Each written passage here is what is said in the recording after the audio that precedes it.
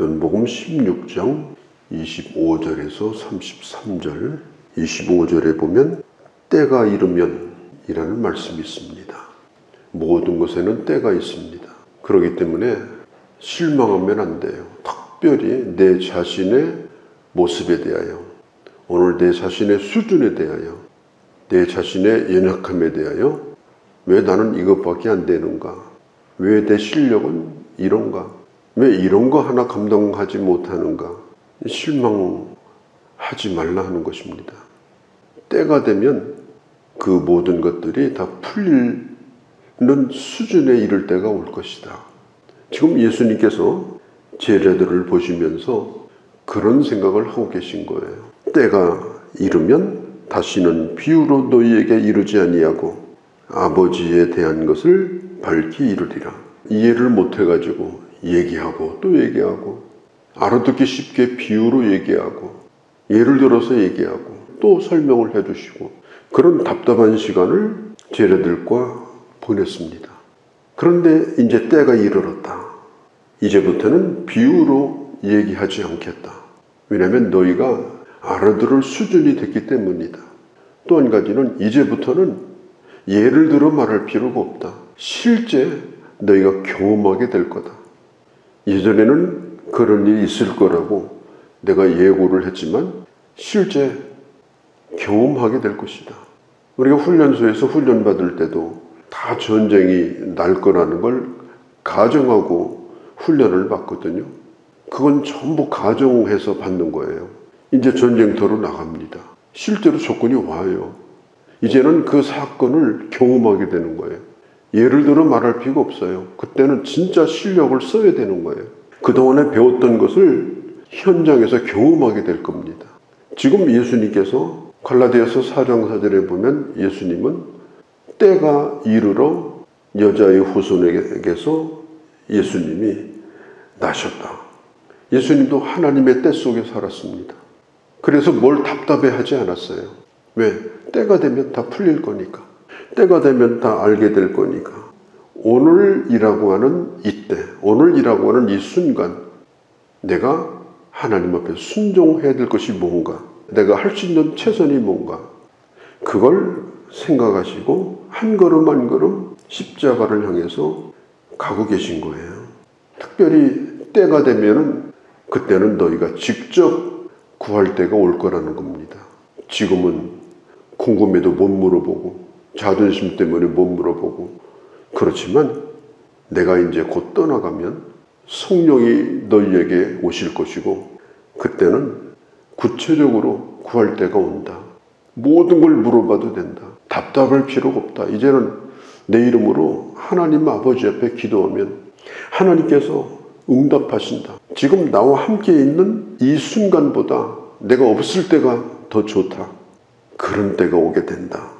기도할 수 있다는 것이 이게 얼마나 이게 귀한 것인가. 이걸 예수님이 14장서부터 14장, 15장, 16장에 반복해서 이 기도에 대한 말씀을 하시는데, 나에게 직접 안 물어봐도 내 이름으로 하나님 앞에 너희가 직접 구할 때가 있다. 그때가 되면 마음껏 기도해라. 26절에도 그날이 온다는 거예요. 그날에는 너희가 내 이름으로 구할 것이다. 너희가 직접 구해도 된다. 그런 좋은 때가 온다. 마음껏 기도해라. 어떤 일이 있어도 기도하는 일을 포기하지 말라.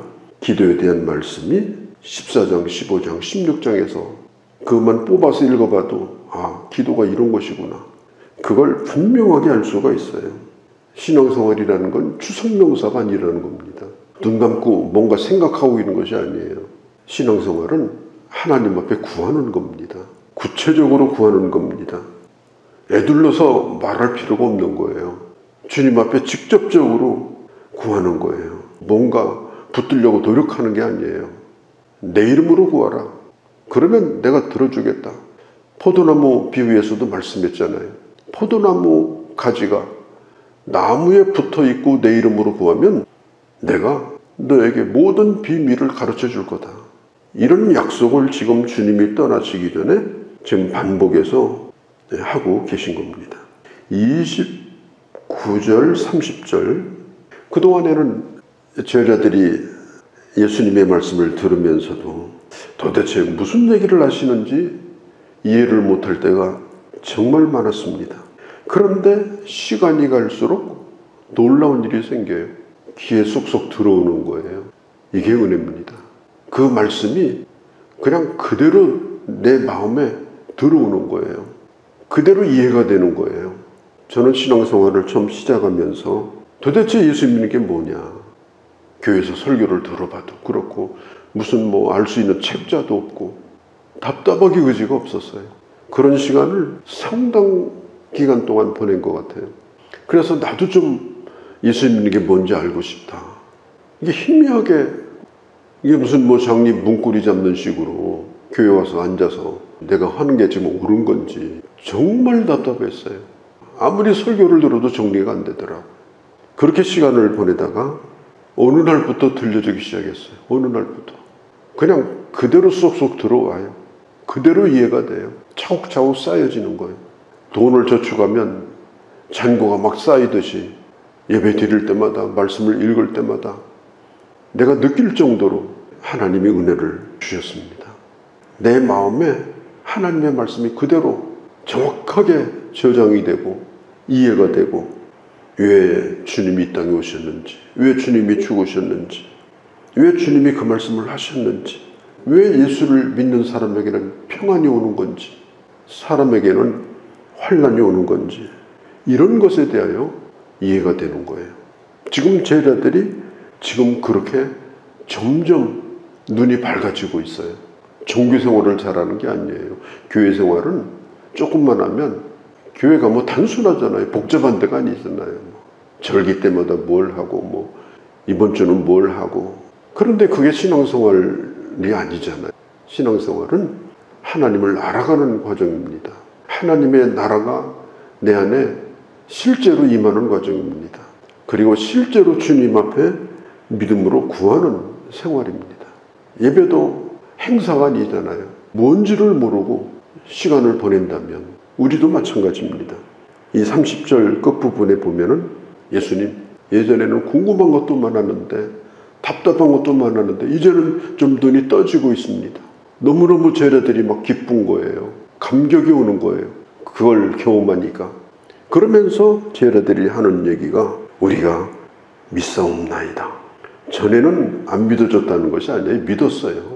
이제는 표적을 보지 않아도 5,000명을 먹여주지 않아도 죽은 자를 살려주지 않아도 이제는 성령 안에서 주의 말씀만 들어도 하나님의 나라가 내 앞에 펼쳐지는 거예요.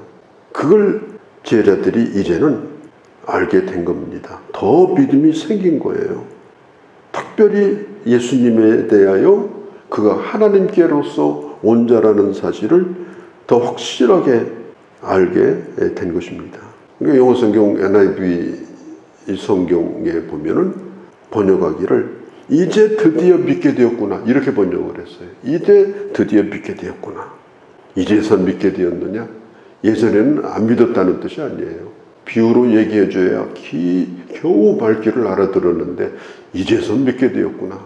주님이 얼마나 기쁘셨겠어요?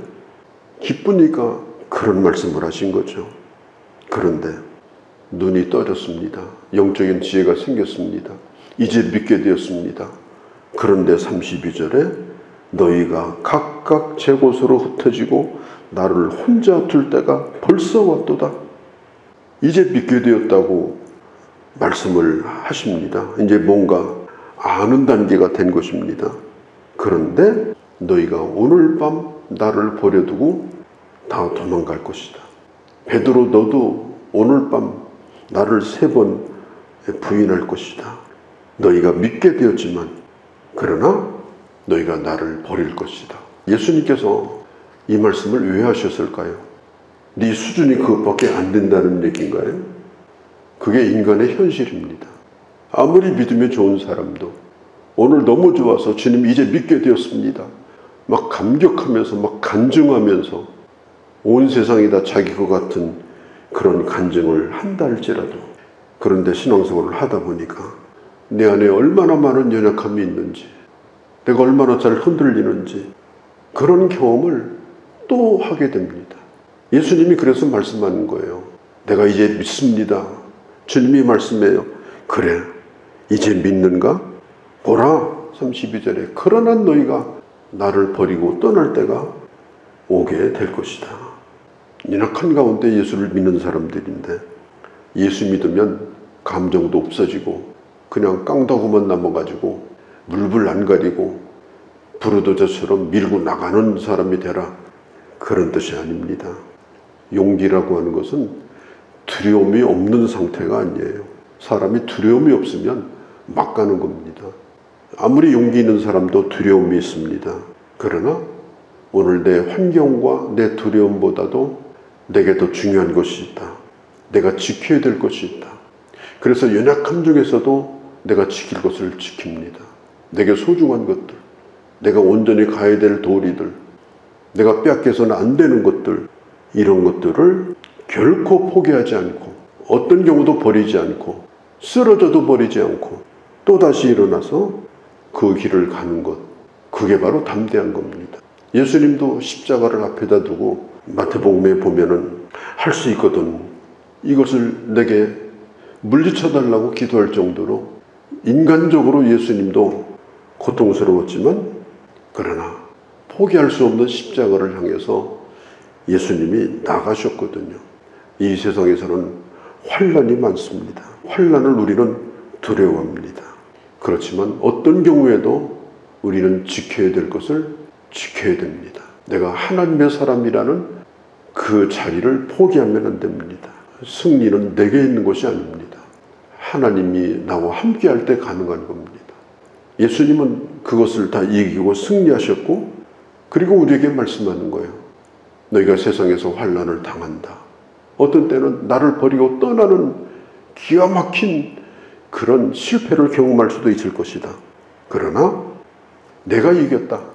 내가 이겼으니 너희도 이긴다. 어떤 경우에도 이 평안을 잃어버리지 않는 그 길을 향해서 가라. 교회에도 그런 환난이 있고 개인적인 그런 환난이 있습니다. 오히려 제자이기 때문에, 오히려 복음을 위해서 살려고 하기 때문에 그렇게 환난을 당할 수 있습니다. 그리고 본래 세상은 예수 믿는 사람을 싫어하고 핍박을 하는 세상입니다. 세상이 나를 너무나 사랑해서 그냥 예수님을 잃어버릴 정도로 나를 사랑하고 나를 사랑하는 사람이 나타나고 내게 잘해주고 이제 예수 없어도 살 것처럼 막 모든 일이 잘 되고, 그건 가장 위험한 상황이에요. 오늘 주님이 말씀합니다. 너희가 환난을 당하나 담대하라. 내가 세상을 이겼노라. 하나님의 평강을 잃어버리지 말라. 우리가 잘 아는 대로 로마서 8장 31절에 그런 정도가 그리스도의 사랑에서 우리를 끊겠는가? 결코 끊을 수가 없다. 거룩하신 우리 아버지, 때가 이르렀으니 나는 십자가를 향해 갈 것이고 이제는 때가 이르렀으니 너희도 내가 누구인지 내가 가는 길이 뭔지를 이제 경험하게 되는 현장이 눈앞에 펼쳐질 것이다. 우리의 믿음도 점점 자라서 이제는 배우는 것으로 끝나지 않고 실제 문제에 부딪힐 때 그 문제를 풀어가며 믿음으로 세상을 이기며 주님의 담대함을 소유하고 지킬 것을 지키는 믿음을 가지고 승리하는 귀한 주의 자녀들이 되게 하여 주시옵소서. 우리 주 예수님의 이름으로 기도하옵나이다. 아멘.